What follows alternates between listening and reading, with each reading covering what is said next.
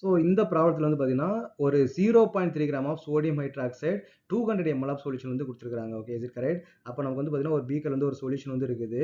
அந்த சொல்யூஷனோட total volume நமக்கு வந்து எவ்வளோ இருக்குதுன்னு பார்த்தீங்கன்னா 200 ml வந்து இருக்குது. இது வந்து டோட்டல் சொல்யூஷன் வந்து 200 ml வந்து இருக்குது. இதில் சோடியம் ஹைட்ராக்சைடு வந்து இருக்குது 0.3 கிராம் ஆஃப் வந்து நமக்கு என்ன இருக்குன்னா சோடியம் ஹைட்ராக்சைடு வந்து நமக்கு வந்து டிசால்வ் பண்ணி வச்சிருக்காங்க இல்லையா? அப்போ நமக்கு கான்சன்ட்ரேஷன் வேணும் அப்படின்னா மோல்ஸ் பர் லிட்டர் தான் நமக்கு வந்து தேவை. அப்போ ஃபர்ஸ்ட் நம்ம என்ன பண்ணோம், மோல்ஸ் கண்டுபிடிக்கணும். மோல்ஸ்ன்றது என்னது? Given mass divide by molecular mass. Sodium hydroxide molecular mass நமக்கு என்ன தெரியும்? 40ன்றது நமக்கு எல்லாருக்குமே தெரியும் இல்லையா?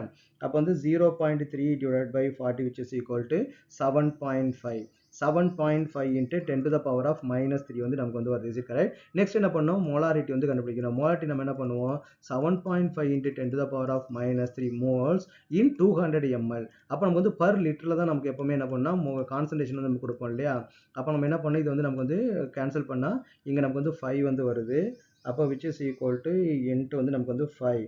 அப்போ நமக்கு என்ன வரும்னு பார்த்தீங்கன்னா 3.75 into 10 to the power of minus 2 வந்து வருது.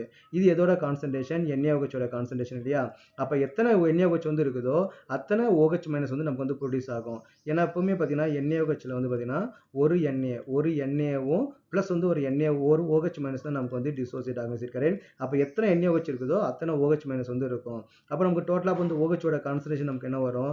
OHோட concentration which is equal to 3.75 into 10 to the power of minus 2 வந்து வரும். இதை வச்சு நம்ம என்ன கண்டுபிடிச்சிடலாம், POH வந்து நம்ம வந்து கண்டுபிடிச்சிடலாம். POH வந்து ஏதோ சம் வேல்யூ வந்து வரும். அப்போ அதுலேயும் நம்ம என்ன பண்ணலாம், pH கண்டுபிடிச்சிடலாம். pH எப்படி கண்டுபிடிக்கலாம்? pH which is equal to 14 minus POH நீங்கள் போட்டிங்க அப்படின்னா pH வந்து நம்ம வந்து கிடைச்சிடும்.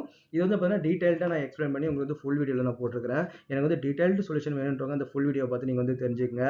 இல்லை சார் எனக்கு இந்த மாதிரி ஜஸ்ட் ஹிண்ட் கொடுத்தாலே எனக்கு வந்து போதும், நானாக சால்வ் பண்ணி ட்ரை பண்ணுறேன் அப்படின்றவங்க வந்து ஷார்ட்ஸ் வந்து ஃபாலோ பண்ணிடுங்க.